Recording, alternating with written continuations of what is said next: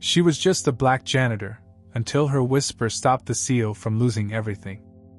Marion Washington pushed her cleaning cart down the polished marble hallway of Harrington Dynamics, the wheels squeaking softly in the midnight silence.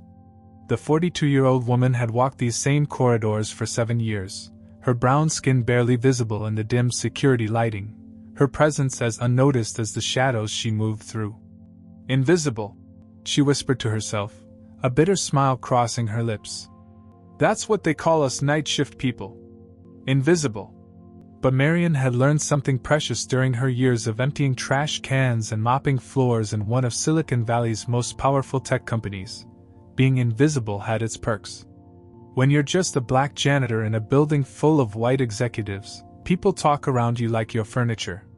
They spill secrets, make deals, and reveal their true selves, never thinking that the woman cleaning their coffee stains might be listening, or understanding every word.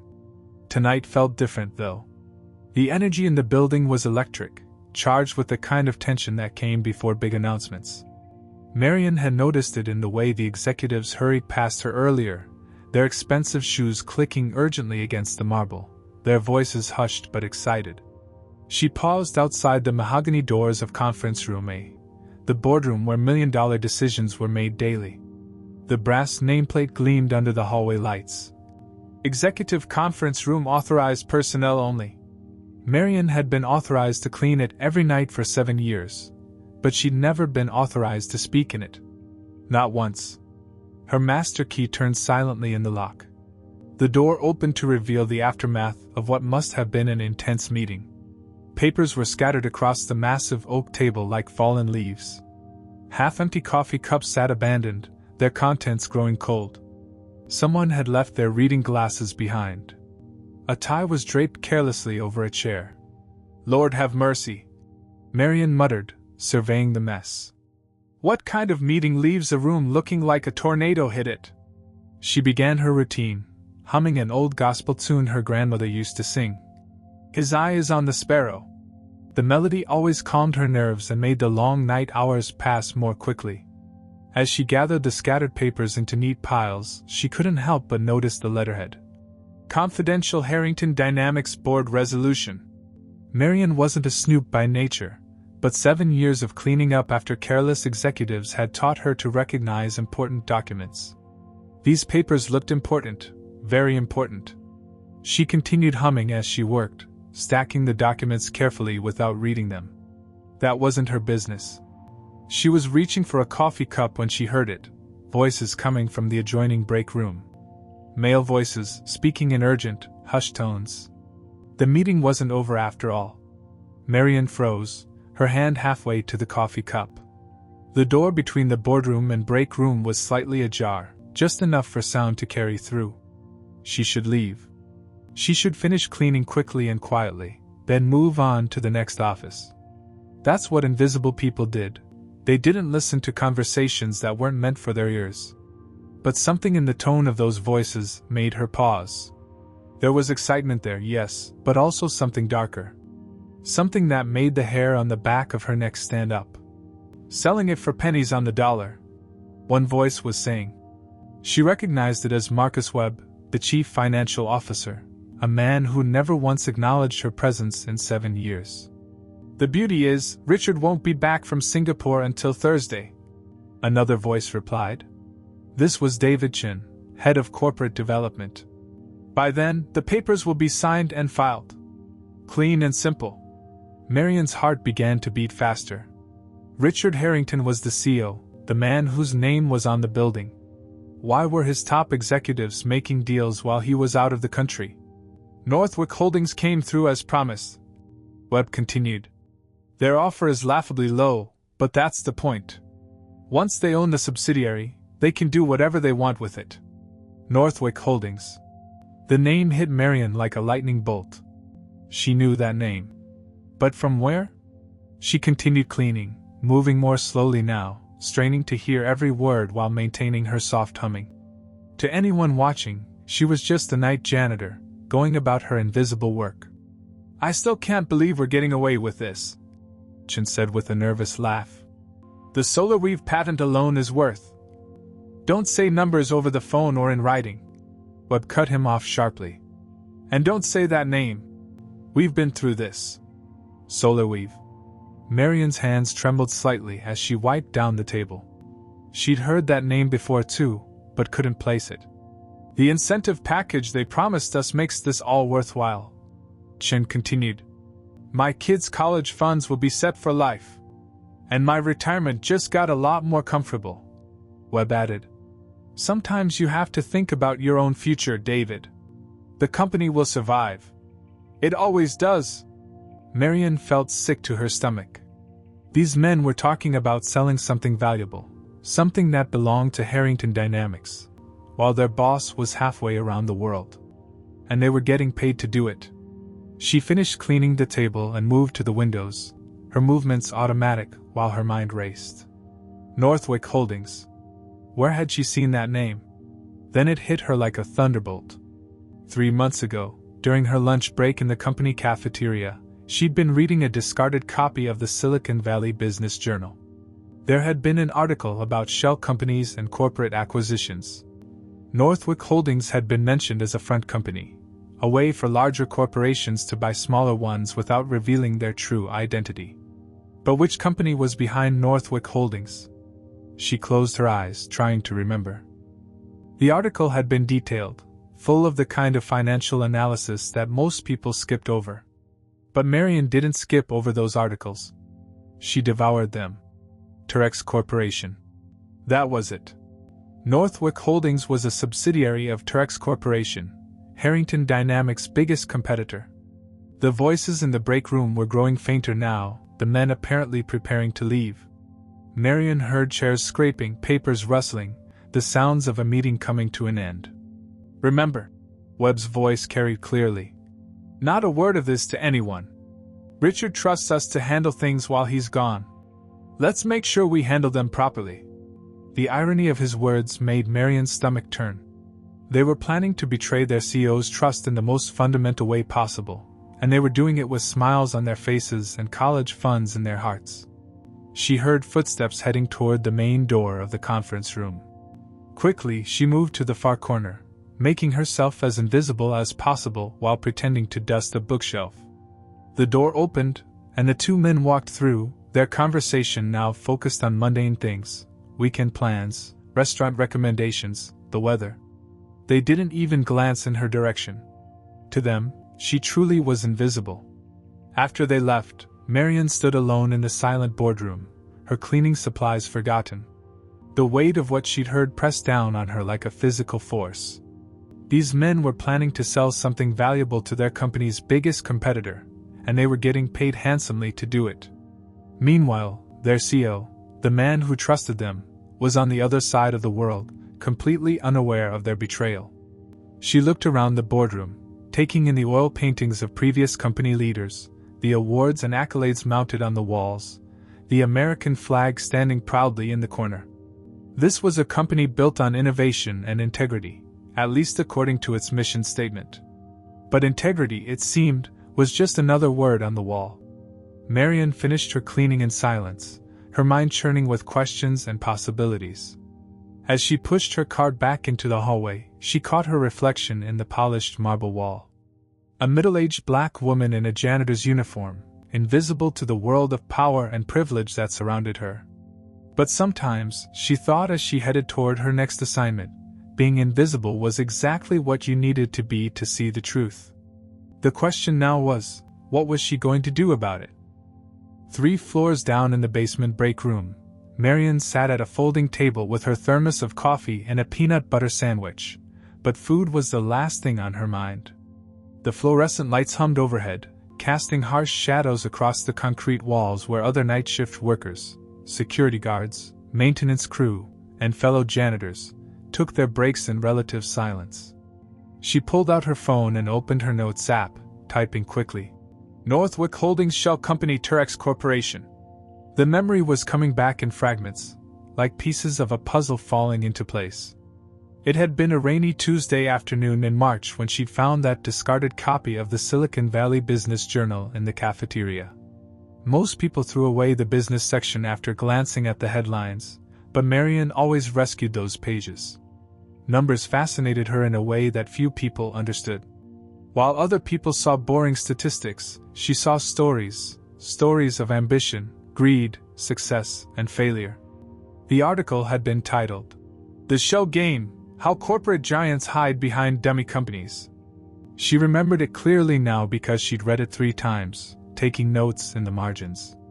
The journalist had exposed several cases where major corporations used shell companies to acquire smaller businesses without revealing their true intentions. Northwick Holdings had been mentioned as a particularly sophisticated example of corporate camouflage. The article explained how Terex Corporation, Harrington Dynamics' primary competitor in the renewable energy sector, had used Northwick to quietly purchase at least 6 smaller tech companies over the past 2 years. Each acquisition had given Terex access to valuable patents and technologies without triggering antitrust investigations. But what was this subsidiary that Webb and Chen were so eager to sell? And what was SolarWeave? Marian's fingers flew across her phone screen as she searched for information.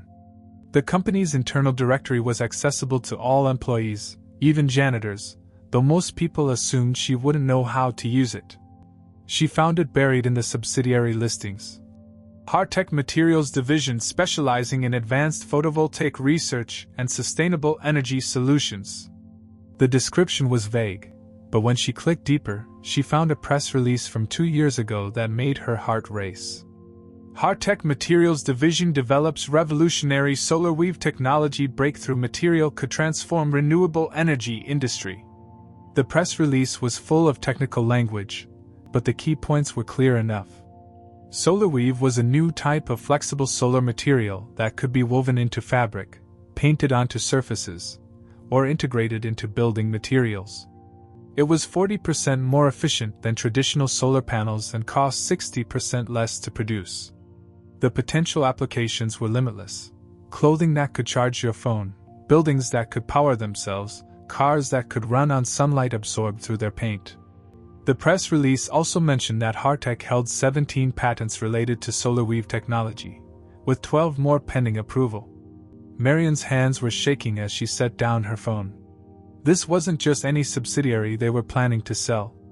This was potentially the future of renewable energy, and they were giving it away to Harrington Dynamics' biggest competitor for pennies on the dollar. But why?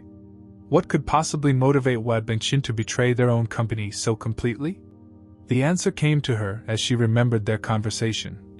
The incentive package they promised us. Terex wasn't just buying Hartech through Northwick Holdings. They were buying Webb and Chen too. The 2 executives were being paid to undervalue and sell their own company's most valuable asset. It was brilliant in its simplicity and absolutely devastating in its implications. Once Terex owned the SolarWeave patents, they could dominate the renewable energy market for decades. Harrington Dynamics would be left behind, possibly facing bankruptcy if they couldn't compete. And Richard Harrington, the CEO who had built this company from a small startup into a billion-dollar enterprise, had no idea what was happening. Marian thought about her own situation. She was 42 years old with a high school diploma and 7 years of janitorial experience. Her daughter was starting her sophomore year at community college, working 2 part-time jobs to pay for textbooks. Her mother needed medication that wasn't fully covered by insurance. This job at Harrington Dynamics was the best she'd ever had: good benefits, steady hours, and enough pay to keep her small family afloat. If she spoke up, she could lose everything. Webb and Chen had power, connections, and lawyers. She was just a night shift janitor. Who would believe her? And even if they did, who would care what she had to say? But as she sat in that basement break room, surrounded by the quiet conversations of other invisible workers, Marian thought about something her grandmother used to say. "Baby, sometimes the Lord puts you in the right place at the right time for a reason. When that happens, you don't ask questions. You just do what's right." She had been in the right place at the right time. She had overheard something that could save the company and protect thousands of jobs. The question wasn't whether she should speak up. It was whether she had the courage to do it. Marian looked around at her fellow night workers. Jorge, the security guard who was putting his son through engineering school. Alice, the cleaning lady who was supporting her disabled husband. Mike, the maintenance worker who was saving up to buy his first house. All of them depended on Harrington Dynamics for their livelihoods. All of them were invisible to the executives who made decisions in boardrooms they would never see. But their invisibility didn't make them less important, or less deserving of protection. She picked up her phone again and found Richard Harrington's travel schedule in the executive calendar system. He was due back from Singapore tomorrow evening, arriving at San Francisco International at 11:47 p.m. His first meeting wasn't scheduled until 8 a.m. the following morning. That gave her a window, a small one, but enough. Marion Washington, the invisible janitor, was about to become the most important person in the building. The next evening, Marion's hands trembled as she pushed her cleaning cart through the executive floor. It was 11:30 p.m., and the building was eerily quiet except for the soft hum of the HVAC system and the distant sound of Jorge's footsteps during his security rounds. She had spent the entire day rehearsing what she would say, but now that the moment was approaching, every word seemed to evaporate from her mind. Richard Harrington's office sat at the end of the hallway like a fortress of mahogany and glass. Marion had cleaned that office hundreds of times over the years, but she had never spoken more than 5 words to the man whose name graced the building. "Good evening, sir," when he worked late. "Have a good night," when he finally left. He had always nodded politely, but she could tell he saw right through her, the way people look at furniture or fixtures, necessary for the building to function, but not worth remembering. At 11:52 p.m., she heard the elevator ding. Her heart hammered against her ribcage as she listened to footsteps approaching, confident, purposeful strides that could only belong to someone who owned the ground he walked on. Richard Harrington appeared around the corner, his usually immaculate appearance slightly disheveled from the long flight. His silver hair was tousled, his expensive suit wrinkled, and his eyes carried the exhaustion of a man who had just traveled halfway around the world. He barely glanced at her as he approached his office, fumbling with his keycard.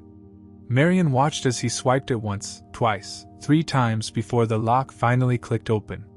He was clearly running on autopilot, his mind probably still processing whatever deals he had made in Singapore. This was it. This was her moment. "Mr. Harrington?" Her voice came out smaller than she intended, barely above a whisper. He paused in his doorway, turning to look at her with surprise. It might have been the first time in 7 years that he had actually focused on her face. "Yes?" he said, his voice polite but clearly puzzled. He was probably wondering why the night janitor was speaking to him. Marion's mouth went dry. Everything she had rehearsed seemed inadequate now that she was face to face with one of the most powerful men in Silicon Valley. I need to tell you something important, sir. About your company." Harrington's exhaustion seemed to lift slightly. He glanced around the empty hallway, then stepped back from his office door. "I'm sorry, what's your name?" "Marion Washington, sir. I clean your office every night." "Right, Marion." He rubbed his eyes, looking like a man who had heard enough business problems to last a lifetime. "Look, if this is about maintenance issues or building problems, maybe you could speak to." "It's about Northwick Holdings," Marion interrupted, her voice gaining strength. "And the sale they're planning while you were away." The change in Harrington's expression was instant and dramatic. The polite exhaustion vanished, replaced by sharp attention. His eyes narrowed, and she could practically see his mind shifting into high gear. "What did you say?" Marion took a deep breath, knowing there was no turning back now. "I was cleaning the boardroom last night after your executives finished their meeting. They were still talking in the break room, and I heard them discussing a sale to Northwick Holdings. Mr. Harrington, Northwick Holdings is a shell company for Terex Corporation." Harrington's face went pale. "How do you know that?"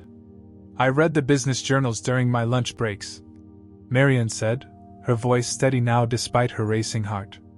"I remember an article from March about shell companies. Northwick Holdings was mentioned as one of Terex's fronts for acquiring smaller businesses without revealing their identity." "Jesus Christ," Harrington muttered, running a hand through his hair. "What exactly did you hear?" They're selling high-tech materials division for what Mr. Webb called pennies on the dollar. They mentioned solar weave specifically, and they seemed excited about some kind of incentive package they're getting for making the deal happen while you're away. The silence that followed was deafening. Harrington stared at her for what felt like an eternity, his mind clearly racing through implications and possibilities. Marian held her breath, wondering if she had just signed her own termination papers. "You said you read financial journals?" he asked finally. "Yes, sir. Numbers tell stories that people try to hide. I've always been good at seeing patterns." Something shifted in his expression, surprise, perhaps even respect. "Marian, do you understand what you're telling me?" "I think so, sir. Your own executives are planning to sell your most valuable technology to your biggest competitor, and they're getting paid to do it." Harrington was quiet for another long moment, studying her face as if seeing her for the first time. "Why are you telling me this? You could have just kept quiet. Stayed invisible." The question hit deeper than he probably intended. Marian thought about her daughter, her mother, her job, her future. Then she thought about Jorge and Alice and Mike and all the other invisible people who depended on this company. "Because it's the right thing to do," she said simply. "And because sometimes the people you don't see are the ones who see everything." Harrington nodded slowly, then stepped aside and gestured toward his office. "Marian, I think you and I need to have a longer conversation." As she followed him into the office she had cleaned countless times but never truly entered, Marian felt the weight of 7 years of invisibility lifting from her shoulders. She had taken the biggest risk of her life, and now there was no telling where it would lead. But for the first time in years, she felt truly seen.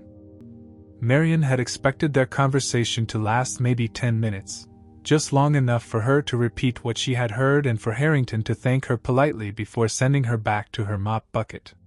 Instead, they had talked for over an hour. The CEO had asked detailed questions about the timing, the exact words she remembered, and her knowledge of Northwick Holdings. By the time she left his office, it was nearly 1 a.m., and Harrington's exhaustion had been replaced by the focused intensity of a man who had just discovered a knife pointed at his company's heart.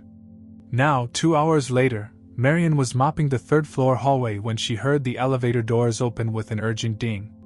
She looked up to see Richard Harrington striding purposefully toward the boardroom, flanked by 2 people she recognized: Sarah Mitchell, the chief legal officer, and Tom Rodriguez, the head of internal security. Both looked like they had been dragged from their beds, which they probably had been. Marian continued mopping, moving closer to the boardroom under the pretense of cleaning the adjacent hallway. Through the glass walls, she could see Harrington pacing while Mitchell and Rodriguez set up laptops and began pulling files from a secure briefcase. "I want everything," she heard Harrington say, his voice carrying the authority of a man accustomed to getting answers. "Every communication Webb and Chin have had in the past 6 months. Every meeting they've attended. Every document they've accessed." "Richard, what exactly are we looking for?" Mitchell asked, her fingers flying across her laptop keyboard. "Proof that my CFO and head of corporate development are selling us out to Turex Corporation," Harrington replied grimly. "And evidence of how much they're getting paid to do it." Rodriguez looked up from his screen. "The Northwick Holdings connection checks out. I've got 3 separate intelligence reports here linking them to Turex acquisitions over the past 2 years. This isn't some coincidence, it's a pattern." Marian felt a surge of validation mixed with dread. Being right about corporate conspiracy wasn't as satisfying as she had imagined it would be.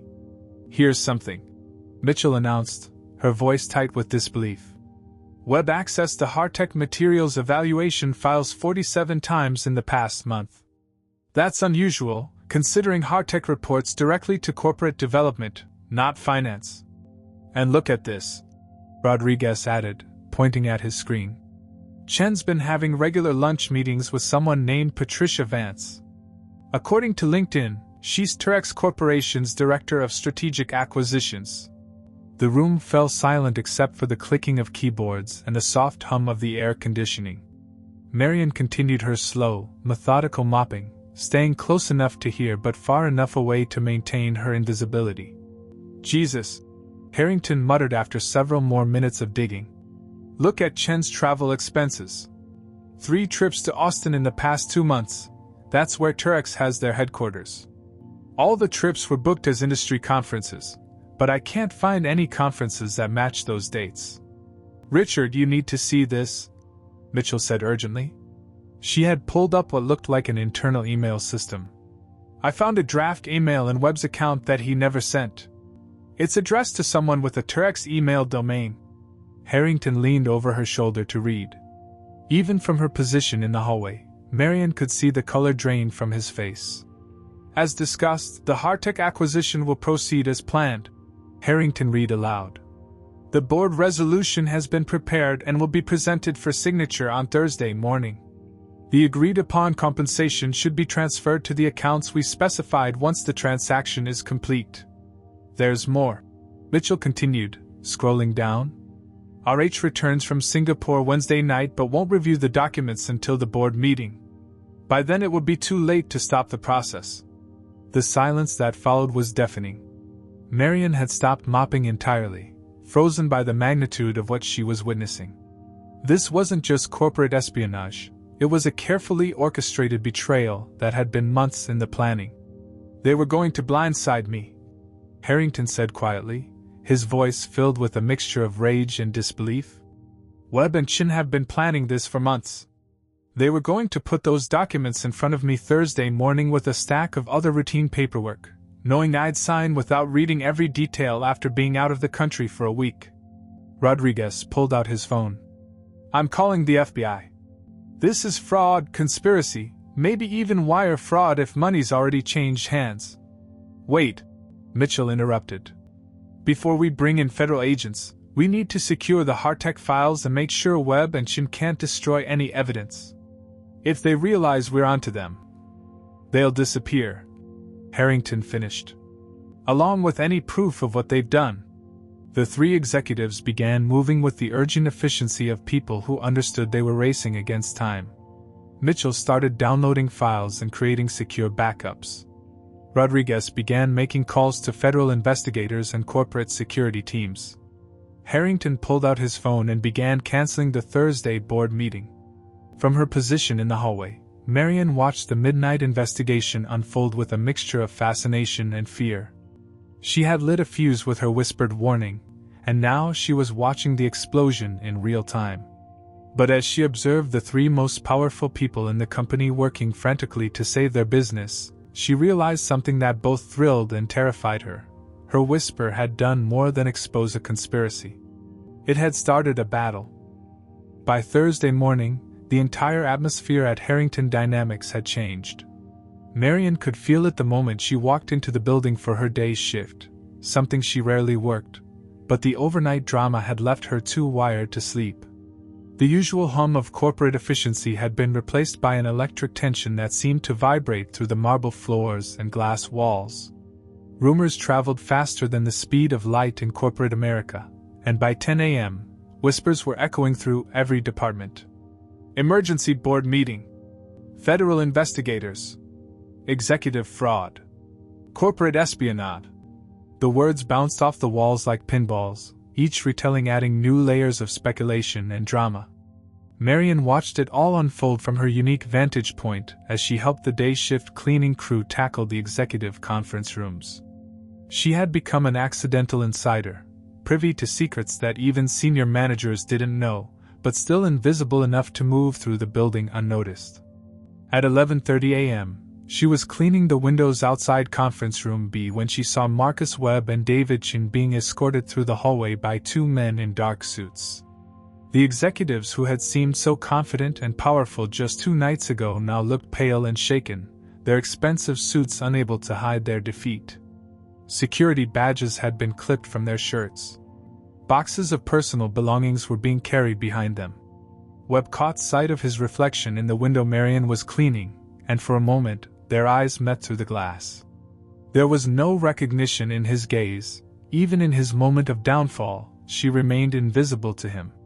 He had no idea that the night janitor he had ignored for 7 years was the reason his world was crashing down around him. Marion Washington, please report to the CEO's office immediately. The announcement over the building's PA system made every head in the vicinity turn toward her. Suddenly, the invisible woman was very visible indeed. Conversation stopped mid-sentence. People stared. Someone whispered, "Isn't that the cleaning lady?" Marion's heart hammered as she made her way to the executive elevator. The same elevator she had watched Webb and Chin use countless times, but had never ridden herself. As the doors closed and she pressed the button for the top floor, she caught her reflection in the polished steel, a middle-aged black woman in a cleaning uniform, about to have a conversation that could change everything. Richard Harrington's office looked different in the daylight. The morning sun streamed through floor-to-ceiling windows, casting long shadows across Persian rugs and leather furniture that probably cost more than she made in a year. But the man behind the mahogany desk looked different too. The exhausted traveler from 2 nights ago had been replaced by a CEO who had just saved his company from destruction. "Marion, please sit down," he said, gesturing to a chair that faced his desk. "I think we need to talk." She perched nervously on the edge of the chair, still not quite believing she was here. Are you okay, sir?" Harrington leaned back in his chair, studying her with an expression she couldn't quite read. "Thanks to you, yes. We stopped the sale with 6 hours to spare.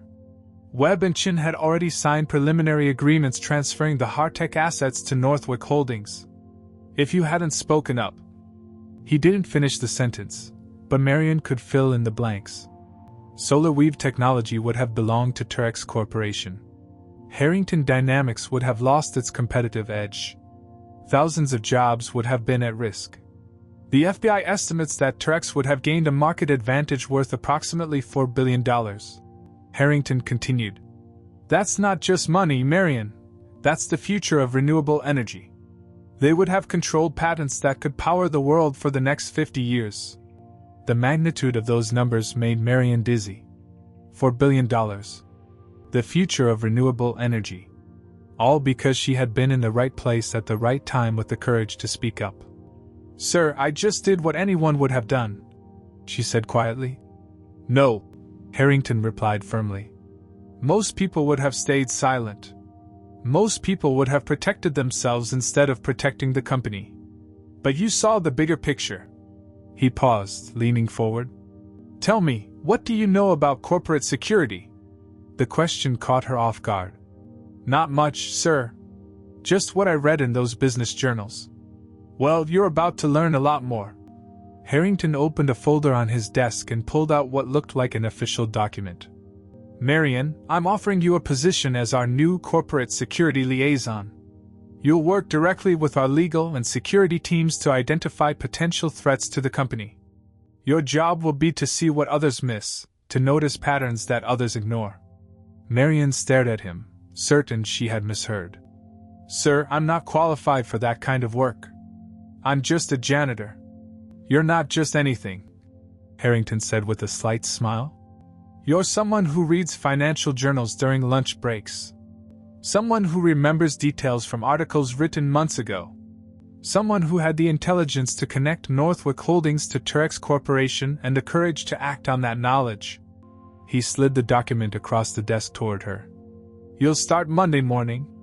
The salary is $65,000 a year, plus benefits and a security clearance."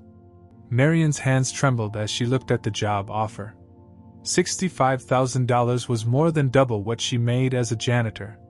It was enough to help her daughter transfer to a 4-year university. Enough to buy her mother the medications she needed. Enough to change everything.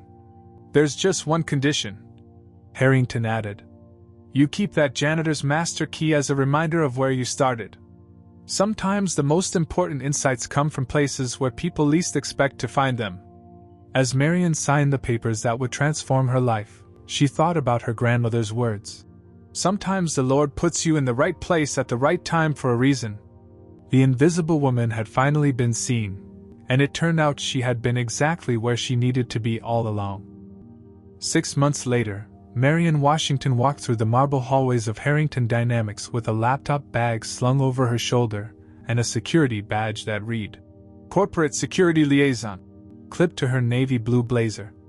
The same hallways where she had once pushed a cleaning cart now welcomed her, as she made her way to the morning executive briefing. But she wasn't walking alone. "Good morning, Ms. Washington," called out Jennifer Liu, a junior analyst from the finance department. "I saw your report on the Patterson Industries acquisition. Brilliant catch on those accounting irregularities." "Thank you, Jennifer," Marian replied with a warm smile. It still amazed her how people who had once looked through her now sought out her opinions and insights. As she passed the executive conference room, the same room where she had overheard the conspiracy that changed everything, she caught her reflection in the polished glass doors. The woman looking back at her wore confidence like a tailored suit. But on her desk in her new office, right next to her computer and coffee mug, sat a small brass key. Her janitor's master key, exactly where Richard Harrington had suggested she keep it. "Marian!" The voice belonged to Sarah Mitchell, the chief legal officer who had worked alongside her during those midnight hours of investigation. "Perfect timing. We need your eyes on something." They entered the boardroom together, and Marian took her seat at the massive oak table, not as someone cleaning up after the meeting, but as a full participant in it. Around the table sat the same executives who had once been blind to her presence, now hanging on her every word when she spoke about security threats and corporate vulnerabilities. "Before we begin," Richard Harrington announced as he entered the room, "I want everyone to know that our new fraud detection protocols, developed primarily by Marian's insights, have already identified and prevented 3 separate attempts at corporate espionage in the past quarter." A murmur of appreciation went around the table. Tom Rodriguez, the head of internal security, nodded approvingly. "The Patterson Industries situation alone saved us an estimated $200 million in bad investments." Marian felt a familiar warmth in her chest, the same feeling she had experienced that night when she first decided to speak up. It was the feeling of being exactly where she belonged. During the coffee break, she found herself standing by the windows overlooking the company parking lot. Down below, she could see Jorge walking his security rounds, Alice pushing her cleaning cart through the lobby, and Mike checking the maintenance systems that kept the building running. The invisible army that kept Harrington Dynamics functioning, just as she had once been part of it. "Regrets?" Harrington's voice came from behind her. She turned to find the CEO approaching with 2 cups of coffee. "About what, sir?" "About leaving the night shift. About stepping into the spotlight." He handed her one of the cups. "Some people prefer the shadows." Marian considered the question seriously. There were moments when she missed the simplicity of her old job, the quiet hours when her thoughts were her own, the anonymity that had once been both her burden and her shield. "No regrets," she said finally. "But I'll never forget what it taught me." "Which was?" "That the most important conversations happen when people think no one is listening. That the biggest threats come from the people you trust the most. And that sometimes the person with the least power in the room has the most important thing to say." Harrington nodded thoughtfully. "You know, when I started this company 20 years ago, I thought success was about having the smartest people in the room. I learned something from you, Marian. Sometimes it's about having the most observant people. The ones who see what everyone else misses." As they returned to the meeting, Marian thought about her daughter, who was now enrolled at UC Berkeley studying environmental engineering, inspired by her mother's role in protecting renewable energy technology. She thought about her mother, whose medication was no longer a source of financial stress. She thought about the other night shift workers who still depended on companies like Harrington Dynamics for their livelihoods. But mostly, she thought about that moment 6 months ago when she had made the choice to speak rather than remain silent. One whisper in a boardroom had prevented a $4 billion theft, saved thousands of jobs, and changed the trajectory of renewable energy development. As the meeting resumed and the executives discussed quarterly projections and strategic initiatives, Marian opened her laptop and began taking notes. But her mind drifted to something her grandmother used to say, words that had guided her through the most important decision of her life. "Baby, your voice matters even when, especially when, people act like they can't hear you." Later that evening, as she prepared to leave the office, Marian walked past the night shift cleaning crew arriving for their work. She recognized some faces, remembered their stories, understood their struggles. Evening, Ms. Washington, called out Maria Santos, who had taken over Marian's old route. Have a good night. You too, Maria, Marian replied. And remember, keep your eyes open. You never know what you might see that could change everything. As she walked toward the parking garage, Marian reflected on the truths she had learned. Sometimes the most powerful thing you can do is simply refuse to stay invisible. Sometimes, it only takes one whisper to stop a storm. And sometimes, that whisper comes from exactly where you'd least expect it, from the woman who was just a black janitor. Until she wasn't.